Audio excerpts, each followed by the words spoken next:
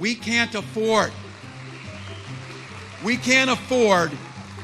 4 more years of this. I'm Donald J. Trump, and I approve this message. Desperation is a stinky cologne, my friends, and Kamala Harris is exuding it by the gallon.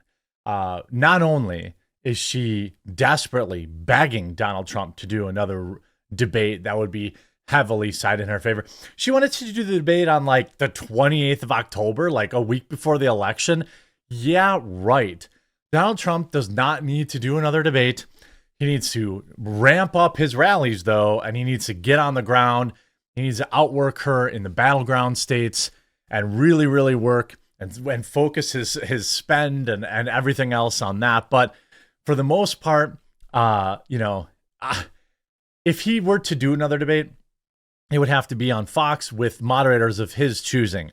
We all know that she wouldn't agree to that, but I think he should propose that so that she can publicly say no. There is no reason for him to do another debate. The reason she's panicking is internal polling. There's all types of polling, right? There's the polling that Kamala Harris is used to getting. Then there's the polling of, the internal polling, meaning Kamala Harris and Donald Trump have their own kind of polling. And then there's this public polling that we all see on Real Clear Politics or Real Clear Polling or ABC, NBC, CNN, Fox, whatever. Everyone's got up their polls, 538. And ultimately, most of it, at least whatever's public, is usually nonsense. It's usually, like slanted, or they're oversampling one side or the other. If they're a right-leaning outlet, they're generally oversampling. It's just nonsense, right? Well, as of right now, Donald Trump has the lead in all battleground states, in the aggregate of battleground states. Now, he leads in Arizona. It's tied in Nevada.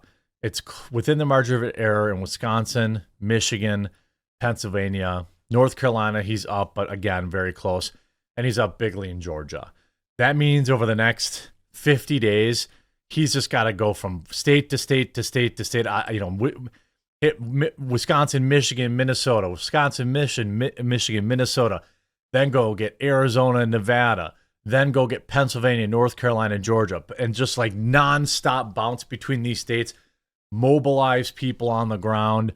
The Department of Justice releasing this document now that essentially says, hey, anybody who wants $150,000, now is your opportunity to be a real hero, to really, to save America. Why would the Department of Justice release this? Absolute nonsense. No reason at all for that to be released. The debate thing, though, she's begging Trump for another debate. You can see Jack Posobiec. I still can't get over it. I have never in my life heard of a candidate that was winning try to beg the other candidate to debate them. This only occurs when it's the other way around. He also wrote, I've never seen a candidate that was ahead beg for a debate. Breaking report, Trump campaign denies CNN request for a second debate.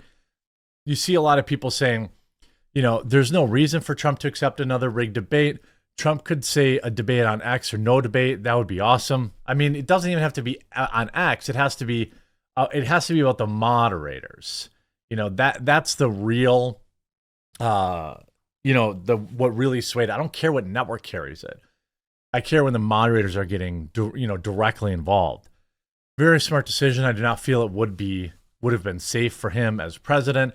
I mean, what Kamala Harris wants out of this debate is not even necessarily, winning or losing it. She wants for them. She wants another week of great headlines. Listen to Trump's word on it. Well for them. And they would just announced a little while ago as I was coming off the plane, they would like to do another debate. Although, good entertainment value. A lot of people say, do it, it's great entertainment. I've already done two. One with Crooked Joe Biden at CNN, and the other one with Kamala on ABC.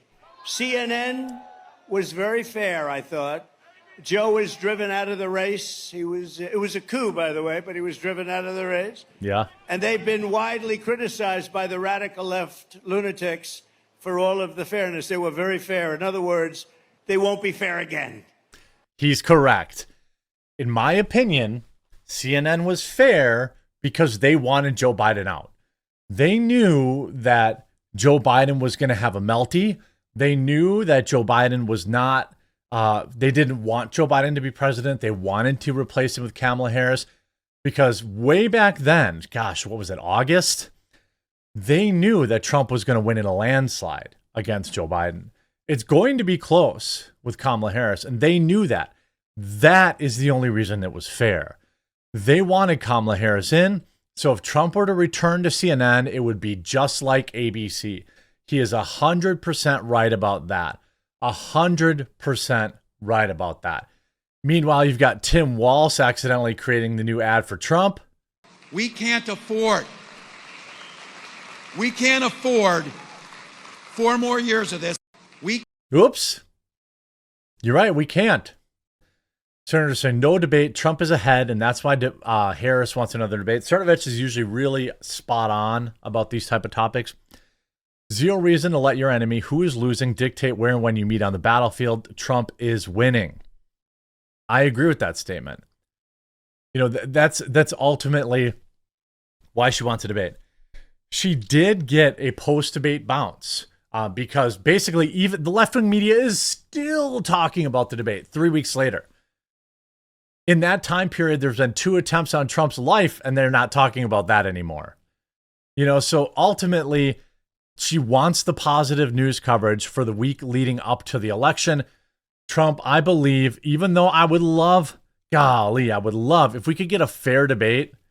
If we could get a fair debate, I would absolutely love to see it. I would love to watch that.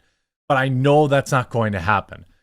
You see this, ABC News. Kamala's running way behind Hillary and Biden with Hispanics. 30-plus point advantage for Joe Biden in the exit polls among Latino voters from 4 years ago. Hillary Clinton won Latino voters by 40 points. And, of course, she still lost the presidency. So there's some real ground to make up across. Let me put it this way. Joe Biden led with Hispanics by 33 points. Okay. Clinton led by 40 and lost. Kamala Harris leads by 17. Demographics, but particularly with Latino voters, Kamala Harris has some issues that she's got to. Is that why she rolled out that new accent? Her new ay ay ay, her little weird Latino accent. Dude, Latinos are the hardest working people I've ever met in my life. And they work, especially the ones that came here and built something for their family. You think they want, who came here with nothing, by the way? How do you think they feel about, 300,000 Venezuelans pouring over the border and getting 10 grand a month? You think they like that? You think they like them taking their jobs?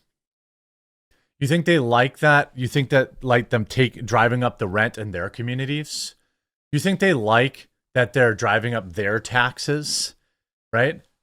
The news always likes to break everything down by race and this, that, and the other thing. I think a Latino that came to this country, that busted their rear end, someone who is Latino, who is now an American, thinks the exact same way I do. I work hard.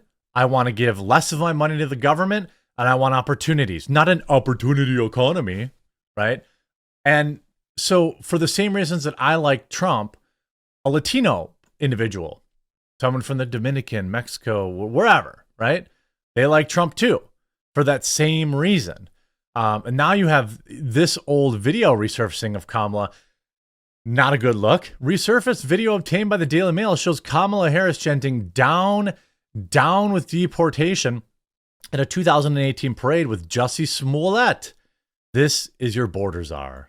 Down with deportation, up with education, down with deportation, up with education, down with deportation, up with education, down with deportation. Now, I didn't think she wasn't the border czar. You know what I mean? Like, I knew she was the border czar. But a lot of people here, you see this. This is even more bad news for Kamala. Breaking: Trump campaign in Michigan is eyeing 200,000 to 500,000 low propensity voters and is focusing on turning them out. Guess one way you could do that? I told Maggie I wouldn't do it. All right. Because Maggie's getting completely crushed with your orders. She's having to take orders home. I'm filling out envelopes. This is only for people in Michigan. Get your tailgates for Trump stickers in Michigan. Talk to them. Send them to the website. Get them a cookbook. I sent out the free version over the weekend, so if you're waiting for that, that should be in your inbox if you signed up for it. But Michigan, stickers, and then talk to a friend. The low propensity voter strategy involves repeated contacts through door knocking and phone calls from Republican volunteers over time. I mean, 200,000 votes, he wins the election. The Trump campaign is pursuing in Michigan, infrequent voters in its bid to beat Harris in Michigan. I mean, if Trump were to get Michigan, he's got to get, like, Wisconsin. I'm putting stickers up everywhere. I'm thinking about having like a mini Trump rally or something like that here. Try to get people to, like, my message is to vote early in person, okay? And then to get a friend and take them to go vote early in person. That's how he wins the election. You see this article, Harris honeymoon fizzles out as Trump now leads in Sunbelt Battlegrounds. Former President Donald Trump has gained ground and is leading Vice President Kamala Harris in key Sunbelt states, according to the New York Times Siena poll from Monday. National polls mean nothing. The Electoral College is what matters, okay? Trump gained ground in Arizona and is now leading by Harris by 5 points, with two candidates polling at 50 and 45% of likely voters, respectively. According to the poll, at the same time, Trump has also held onto his lead over Harris in Georgia by 4 points and in North Carolina by 2 points. Now, that's not enough to win the election. He's going to have to win, well, Pennsylvania probably, or all of the other battleground states. While the Republican candidate is leading a significant portion of likely voters across 3 states and are independents, according to the poll, on average, 31% of likely voters in the Sun Belt consider themselves Democrats, 33 identify as Republican, and 31 say they're independent. So, I mean, under Harris's purview, who's been previously dubbed the border czar, there have been 10 million nationwide migrant encounters in these Sun Belt states too. I mean, this stuff matters nationally. I wish there were more time. Remember that line from, what was that movie? I wish you had more time. Denzel Washington, where he's like Man on Fire, I think it is. Great movie. The more time that passes, the more people will cool off on Kamala Harris. That's why Trump doesn't need to do a debate. He doesn't need to give the media another 3 straight weeks of fluff. Let her fade back into non-existence. She can only do so many celebrity call-outs, like these embarrassing people where they're like reading scripts on stage. You can only do so many of those. Keep it up out there. Get your tailgate for Trump stickers up, especially if you're in a battleground state. Okay. And talk to people. You don't have to be like combative or anything like that with them, but talk to people. And if they're worried, and the early in-person voting is the least pressure that they're going to have to face. There's going to be no long lines. They're not going to see Joe Schmo from work. All right. They can just go and register. A lot of states you can register right there. All that information's on tailgatesfortrump.com, by the way. But they can go get that, and that is the way. It is all going to be about voter turnout. I hope you enjoyed this video. If you did, make sure you leave a like on it. If you haven't yet, subscribe or follow down below, and we'll talk to you again real soon.